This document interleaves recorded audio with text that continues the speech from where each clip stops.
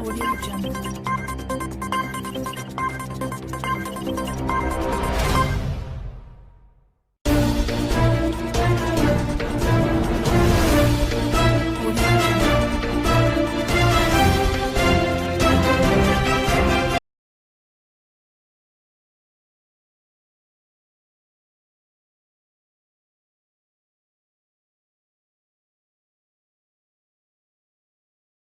नमस्कार।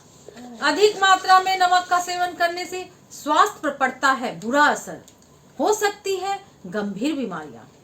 नमक खाने का बहुत अहम हिस्सा होता है। नमक के बिना खाना बेस्वाद लगता है, वहीं अगर खाने में नमक ज्यादा हो जाए तब भी खाने का स्वाद बेस्वाद हो जाता है। जिस तरह स्वादिष्ट भोजन के लिए खाने में नमक सीमित मात्रा में ही होना चाहिए, ठीक उसी तरह स्वस्थ रहने के लिए भी नमक का सेवन सीमित मात्रा में ही करनी चाहिए। अधिक मात्रा में नमक का सेवन करने से स्वास्थ्य पर विपरीत प्रभाव पड़ने लगता है। आइए जानते हैं अधिक मात्रा में नमक का सेवन करने से किन बीमारियों का खतरा रहता है। आंतों में सूजन। नमक का अधिक सेवन करने से आंतों में सूजन आ सकती है। अमेरिका में हुए एक अध्ययन के अनुसार अमेरिका के वयस्कों में नमक का अधिक सेवन करने की वजह से ही उनके आंतों में सूजन पाई गई है। High blood pressure.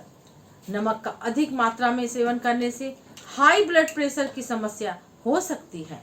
High blood pressure की वजह से कई तरह की समस्याओं का सामना करना पड़ता है। अल्सर।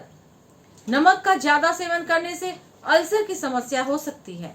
अधिक मात्रा में नमक का सेवन करने से हेलिकोबैक्टर पाइलोरी बैक्टीरिया सक्रिय हो जाते हैं, जो अल्सर की बीमारी का कारण होते हैं। कैंसर। अधिक मात्रा में नमक का सेवन करने से कैंसर हो सकता है। ज्यादा नमक खाने से बॉडी में कैलोरीज बढ़ जाती है, जो कैंसर के जोखिम को बढ़ाने में सहायक होती है। Heart attack. नमक का अधिक सेवन करने से दिल की मांसपेशियों बढ़ने लगती है। दिल की मांसपेशियां बढ़ने की वजह से हार्ट अटैक होने की संभावना बढ़ जाती है। स्वस्थ रहने के लिए नमक का सेवन सीमित मात्रा में ही करनी चाहिए। सिर दर्द। अधिक मात्रा में नमक का सेवन करने से सिर दर्द की समस्या भी हो सकती है। खून में नमक की मात्रा अधिक होने पर मांसपेशियों का दर्द, घुटनों, एड़ियों का दर्द जैसी समस्याएं हो सकती है। मैं ललिता कुमारी, धन्यवाद।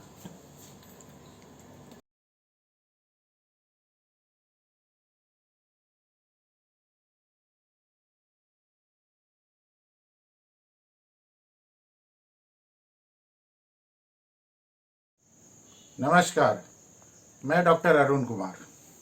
चक्कर आने के पीछे हो सकते हैं ये कारण। रोग प्रतिरोधक क्षमता हो सकती है कमजोर। चक्कर आने का अर्थ सिर्फ सिर घूमना नहीं होता है। चक्कर आने के विभिन्न कारण हो सकते हैं और इसमें संभव है कि अलग अलग लक्षण भी दिखाई देते हों। चक्कर आने पर कई लोग एक जगह खड़े भी नहीं हो पाते हैं, कई लोग बेहोश हो जाते हैं, शारीरिक कमजोरी महसूस होती है और कई लोगों को उल्टी आदि की समस्या होने लगती है। कुल मिलाकर कहें तो चक्कर आना बिल्कुल भी अच्छी बात नहीं है, क्योंकि यदि यह आदत बन जाती है तो बहुत ही दुखदायी हो जाती है। आगे चलकर कई बड़ी बीमारियां भी हो सकती है। जानिए चक्कर आने के कारण। निम्न रक्तचाप। रक्तचाप कम होने का एक लक्षण यह है कि अचानक से चक्कर आना या सिर घूमना।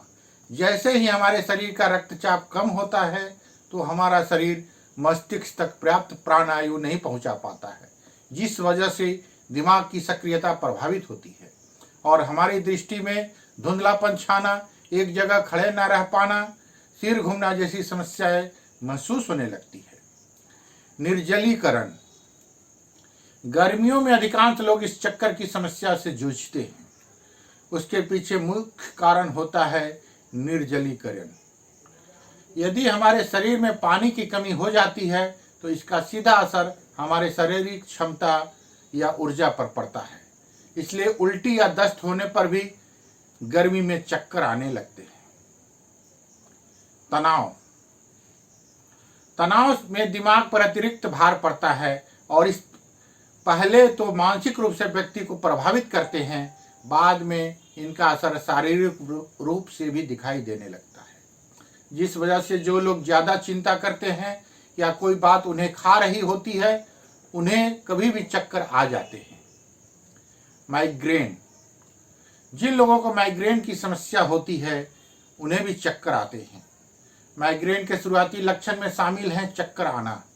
माइग्रेन में होने वाली सिरदर्द से पहले या तो सिरदर्द के बाद भी यह चक्कर आते रहते हैं। चक्कर भी अलग अलग प्रकार के होते हैं।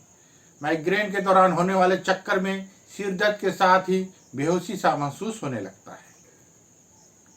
रोग प्रतिरोधक क्षमता का कम होना, जिन लोगों की रोग प्रतिरोधक क्षमता कम होती है वे लोग भी चक्कर की समस्या से जूझते हैं। उन्हें हर कहीं भी चक्कर आ जाते हैं। उनके पीछे कारण यह होता है उनका शरीर बीमारियों से लड़ नहीं पाता है और वो कमज़ोर हो जाता है, जिस वजह से उनमें ऊर्जा नहीं बचती है और वे बार बार इस समस्या से जूझते हैं। धन्यवाद। मैं आपका डॉक्टर अरुण कुमार। चाहिए ही चाहिए और कोई रास्ता नहीं है। जब ये बात तुम्हारे दिमाग में बैठ जाएगी, सिर्फ और सिर्फ तभी तुम्हें सफलता मिलेगी। चाहिए ही चाहिए, ये शब्द नहीं, ये मंत्र है। इसे अपने दिल के अंदर डाल लो। जब तक तुम्हारे पास दूसरे रास्ते होंगे, दूसरे ऑप्शन होंगे, तुम अपनी कोशिशों में ढील देते रहोगे। तुम्हारी कोशिशों में वो बात ही नहीं आ पाएगी जो तुम्हें सक्सेस दिला पाए। कहते हैं जब इंसान के पास कोई चॉइस नहीं होती, जब उसके सारे दरवाजे बंद हो चुके होते हैं, तब एक नया रास्ता खुलता है जो उसकी जिंदगी को बदल देता है। ये काम तुम्हें खुद से करना है। अपने पास की सारी चॉइस खत्म कर दो, अपने सारे रास्ते बंद कर दो। केवल एक ही रास्ता खुला होना चाहिए, मंजिल की तरफ जाने वाला रास्ता। और आपके मन में बस एक ही बात होनी चाहिए कि चाहे कुछ भी हो जाए, मुझे अपनी मंजिल चाहिए ही चाहिए। चाहे कुछ हो जाए, मैं वो पाकर रहूंगा जिसके मैंने सपने देखे हैं। चाहे कुछ हो जाए, मैं वो बनकर रहूंगा जो मैं बनना चाहता हूँ। चाहे उसके लिए मुझे कितनी मेहनत करनी पड़े, दिन रात एक करना पड़े, मुझे कोई फर्क नहीं पड़ता कि मुझे कितनी देर बाद सफलता मिलेगी। मैं मेहनत करता जाऊंगा।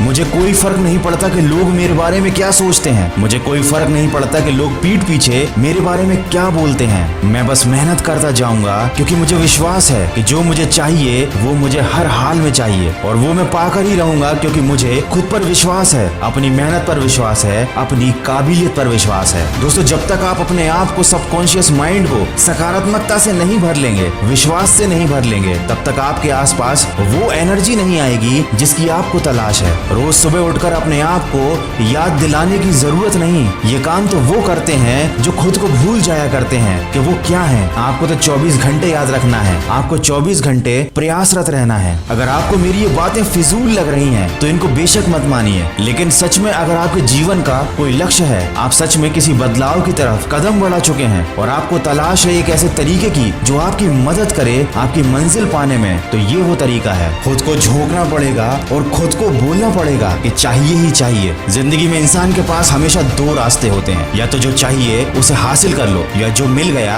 उसी में काम चला लो। और इन्हीं दो रास्तों के चक्कर में वो इंसान कहीं नहीं जा पाता। आपको चुनाव करना पड़ेगा कि आप कौन सा रास्ता चुनेंगे। आज किया गया चुनाव, आज किया गया फैसला आपका भविष्य निर्धारित करेगा। दोस्तों, मुझे कमेंट करके जरूर बताइएगा कि आपने कौन सा रास्ता चुना है, और जो आज मैंने आपसे बातें कही हैं इसके बारे में आपके क्या विचार हैं वो भी मेरे साथ शेयर जरूर कीजिएगा।